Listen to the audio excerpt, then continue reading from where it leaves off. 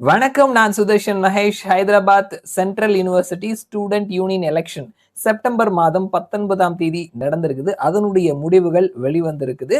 So அதை தான் நம்ம இந்த வீடியோல பேச போறோம். இந்த தேர்தல் ஏற்கனவே சொல்லியிருந்த மாதிரி செப்டம்பர் 19ஆம் தேதி நடந்திருக்குது.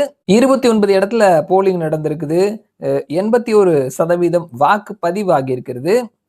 கிட்டத்தட்ட 169 கேண்டிடேட்ஸ் இதுல போட்டியிட்டு இருக்கிறாங்க. 8 பேர் பிரசிடென்ட் போஸ்டுக்கும், 5 பேர் வைஸ் பிரசிடென்ட் போஸ்டுக்கும், 6 பேர் ஜெனரல் செக்ரட்டரி போஸ்டுக்கும், 5 பேர் ஜாயிண்ட் செக்ரட்டரி போஸ்டுக்கும், 4 பேர் கல்ச்சரல் செக்ரட்டரி போஸ்டுக்கும் அண்ட் 4 பேர் ஸ்போர்ட்ஸ் செக்ரட்டரி போஸ்டுக்கும் போட்டிட்டு இருக்கிறாங்க. மொத்தமா 169 கேண்டிடேட்ஸ் இருந்திருக்கிறாங்க. ஸோ இதுல கேண்டிடேட்ஸினுடைய கட்சிகள்னு பார்த்தோம்னா கம்யூனிஸ்ட், பிஜேபியினுடைய ஏபிவிபி, காங்கிரஸினுடைய NSUI and DSU, ASA, SLVD, MSF, AISA, PDSU, BRSV, AI, OBCSA, BSF, DSF and சுயேட்சைகள் அப்படின்னு சொல்லிட்டு பலர் வந்து போட்டிட்டு இருக்கிறாங்க. இதனுடைய முடிவுகள் வந்து வெளியிட்டு இருக்கிறாங்க. அதுல பிரசிடென்ட் போஸ்டுக்கு சிவா பலேப்பு அவர் தான் வந்து ஜெயிச்சிருக்கிறாரு.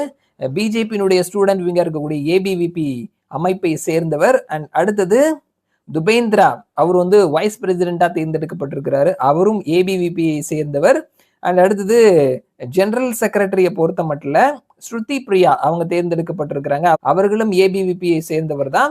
ஜாயிண்ட் செக்ரட்டரியை பொறுத்த மட்டும் சௌரப் சுக்லா அவரும் வந்து ஏபிவிபியை சேர்ந்தவர் தான்.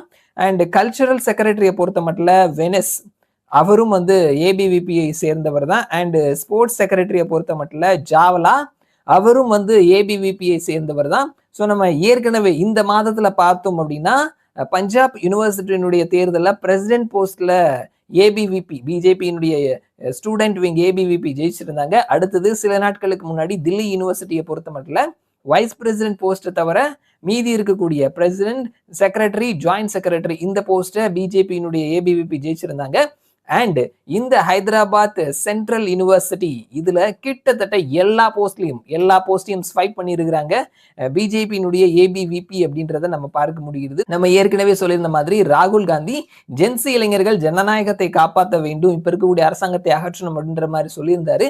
ஜென்சி இளைஞர்களினுடைய மத்தியில பிஜேபி அவர்களினுடைய நேஷனலிசம், அவர்களினுடைய ஏபிவிபிக்கு ஆதரவு பெருகி வந்துட்டு இருக்குது அப்படின்றத பஞ்சாப் யூனிவர்சிட்டி, தில்லி யூனிவர்சிட்டியை தாண்டி அடுத்தது 3ஆவதா ஹைதராபாத் சென்ட்ரல் யூனிவர்சிட்டியும் ப்ரூவ் பண்ணியிருக்குது அப்படின்றத பார்க்க முடிகிறது.